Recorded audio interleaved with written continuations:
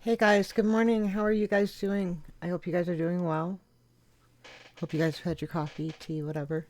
Okay, so before I start anything else today, I really need to talk about this because it's been on my mind for a while and I really have been even though I'm not successful, I've really been trying to stay in my lane. God, my hair.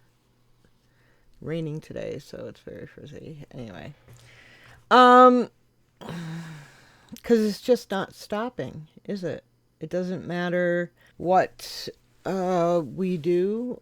Doesn't matter how loud the voices get, or okay. I guess this is the way I want to start it. From the time I was a very little girl, there were two things I always said I wanted to be when I grew up. I mean, everybody has these things they say they want to be when they grow up, and I always said I want to be a lawyer and a soldier. I don't know how those two things got into my head. I have no idea, but that's what I wanted to do.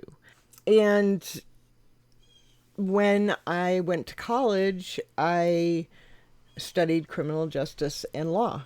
Well, even prior to going into the military, I was in law enforcement. You guys know that. And then I went to the military as a military police officer. So there was a time in my life I was extremely proud to be in law enforcement. I still am. I'm still proud of the work that I did. Am I aware that there is a certain personality type that is in law enforcement and that personality type is also very prevalent in the military? Yes, I am. It's a type A, anal retentive personality, and what often goes along with that is you get a lot of hard asses, right? Because I am a type A personality and I am anal retentive. But I think a lot of that has to do with my OCD. You guys know that. And yes, I could be a bit of a hard ass. However, to me, I was by the book because I was doing my job. But I also am extremely empathetic. And I guess that's why I'm doing this video because I'm hurting. My heart's hurting. To the point where I can't turn on the news every day. I just can't. I'm sorry. So I have these two sides of me where there's definitely a duality in my personality, and I think that makes for a good law enforcement officer to know the law and enforce the law correctly as it's written. However, you have empathy for people. You should have empathy for people if you're out there on the job working with people. And if you're a soldier, if you're there in foreign countries and dealing with people, which I was 90% of the time, or in this country dealing with people, you have to have empathy. However, I am very aware that in both of those fields, you have a lot of times people will join law enforcement or the military because they feel that there's something missing within themselves. Either they were victims of bullying or abuse or of something, and so they join law enforcement or something in order to get that control back in their life, and they feel that enforcing that control is having a lack of empathy and enforcing control upon people. That's wrong. You don't do that. That's not what law enforcement is about. But I am aware that there are people in law enforcement that are like that. I am not proud of that part of law enforcement. And I'm not saying that the majority of law enforcement are like that. I'm not making any excuses for anything. What I'm trying to say is that I am very much at a crossroads with this. I'm torn because I loved my job and I was very proud of what I did. But what is happening now and the fact that it's not stopping hurts me, hurts my family, my children. And I can't. There's no way in the world I can support it. And why, when, even though police are aware of why people are protesting, why, when American citizens know why people are protesting, are people still getting killed or getting harmed at all? And why is the country, instead of coming together to handle this, getting more divided on both sides? I see the divide widening even more. I see people becoming even more hateful, just hateful. And because one side is getting hateful, the other side is becoming more aggressive, more withdrawn. Fuck it. Let's just roll what I have to. I'm going to play a couple things for you, and then we're going to talk more about it, because you'll see. Let's take a look at this. It's now been 3 days since Jacob Blake was shot multiple times. There's a picture of him there, in the back, on camera, and in front of those children we see there, his 3 young sons. There is still no explanation from police as to why he was shot, what police saw, what justification they are claiming there, and now a deeply emotional response from the coach of the LA Clippers, Doc Rivers. Rivers addressing Blake's shooting and the current Republican National Convention. All you hear is Donald Trump and all of them talking about fear. We're the ones getting killed. We're the ones getting shot. We're the ones that we're denied to live in certain communities. We've been hung, we've been shot, and all you do is keep hearing about fear. It's amazing to me why we keep loving this country and this country does not love us back. I'm sorry.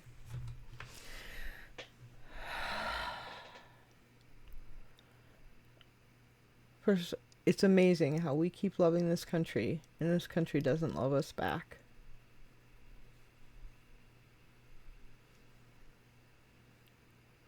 That pretty much sums it up, doesn't it? The other thing is, and I'm not going to play the video, although I have watched both videos of the shooting of Jacob Blake, is there is absolutely no reason, no explanation, nothing. No one can tell me anything to explain away why you would shoot a man 7 times in his back when you're only a few feet away from him, as he's leaning in his car with his 3 children in the car. First of all, what danger does he pose to you when he is with his back to you? Also, why would you shoot into a compact area, a vehicle, when there are 3 small children in it? Nothing in your police training would tell you that that is okay. Nothing. The reason why I am speaking out today is because of Jacob Blake. I have not spoken about the police shootings at all. I have kept my mouth shut because I don't want someone coming on here calling me a hypocrite because I was in law enforcement, this, that, or the other. Wrong is wrong. Is wrong.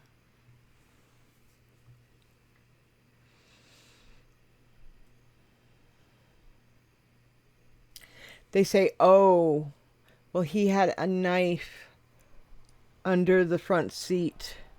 His back was to you. Even if he grabbed that knife and turned around, he has a knife. You have 2 drawn guns. What threat does he pose to you? Nothing about this was okay. Nothing about this was okay.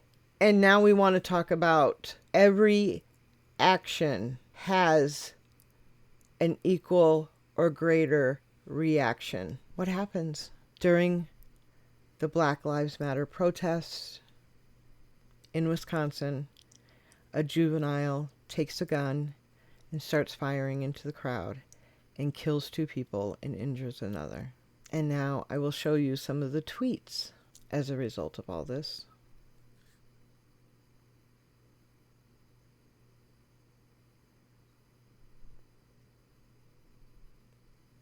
Hateful, disgusting, despicable, ignorant, unbelievable.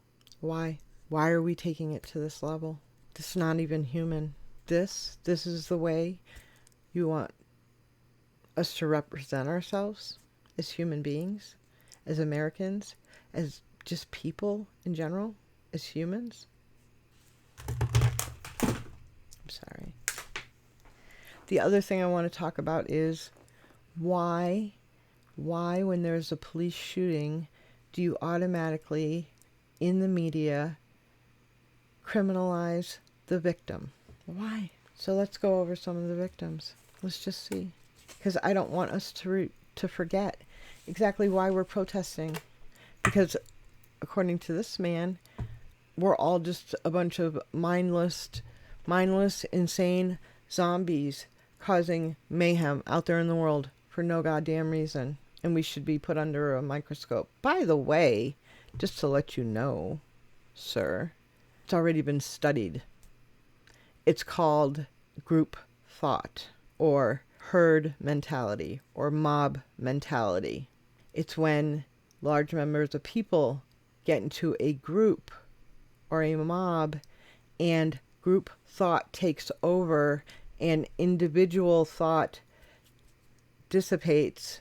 You lose the capability of individual thought because it becomes group thought, and rationalization, rational thought, critical thinking skills go out the window for everyone, and basically, unfortunately, things happen. Look it up, dude. Don't make a stupid tweet like that and not know that Dr. Irving in 1964, I believe, or 1967, actually already studied it and gave it a name. George Floyd, they said he was on meth and tried to use a counterfeit $20 bill. Yeah, that's a reason to stand on his neck for 9 minutes and choke him to death in front of the world. Breonna Taylor, they were using a search warrant. They had a search warrant. They went to the wrong house. Her and her boyfriend were in bed sleeping when they stormed into their house. He had a registered weapon, and in their state, it's legal. I think we've had this conversation on a music video before. It's legal to actually protect yourself if someone is breaking into your home. So he fired at the intruder because he thought it was a break-in, and police opened fire on the 2 of them in bed. She was unarmed, and they killed her. Atlantiana Jefferson, she was shot and killed through a window in her home. The officer was outside. In front of her 8-year-old nephew, because the neighbor called 911 and said that she had left her front door open. So instead of going to the front door and investigating because they saw someone in the house, they just shot her through the window and killed her. Ora Rosser, the boyfriend called 911 to have her removed from the residence. Basically, it was a domestic violence dispute. She wouldn't leave. She had a kitchen knife in her hand. His partner shot her with a taser, which is basically what he should have done, but instead of grabbing his taser, he grabbed his gun, shot her once, and killed her. Stephen Clark, standing in his grandmother's backyard, 22 years old, had his cell phone in his hand. The police opened fire, shot him over 20 times, and then said, "Oh, we thought it was a gun." Botham James, at home eating ice cream on his couch, an off-duty officer went into his home, shot and killed him. And do you want to know why? Because she said she thought it was her house and he was an intruder. And we all know this one because we've seen it. Philandro Castile was pulled over. He had his girlfriend, the 4-year-old, in the back seat. He told the police officers that he had a registered weapon in the car and he was licensed to carry. And as soon as he said that, they opened fire and killed him on the spot. There's more. but I'm not going to continue. The fact of the matter is, in all of these cases, they're wrong. I don't want to tell you the outcome of what happened. Some of these officers were actually prosecuted. Some of them, absolutely nothing happened. There wasn't even an investigation. And some of them were just terminated.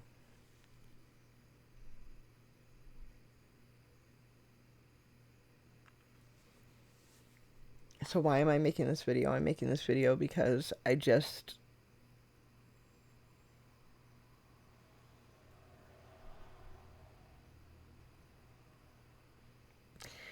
can't anymore. You know, I just can't. What if it's one of my kids tomorrow? What? I just can't. I can't sit here and defend law enforcement. And that breaks my heart because I was so proud to be in law enforcement for so many years. It was so much a fabric of who I was. You go on Twitter and all you see is hate. Our leadership basically gave them the blueprint of how to bully people, of how to be mean to people. And I'm angry and I'm hurt. And, you know, it's so hard because it's like we have to take the high road, and we always take the high road. But how long do you take the high road? How long do you love a country that doesn't love you back? Anyway, that's all I wanted to say. I do love my country. You guys know that. I am a patriot. I love this country. And I'm proud of what I did.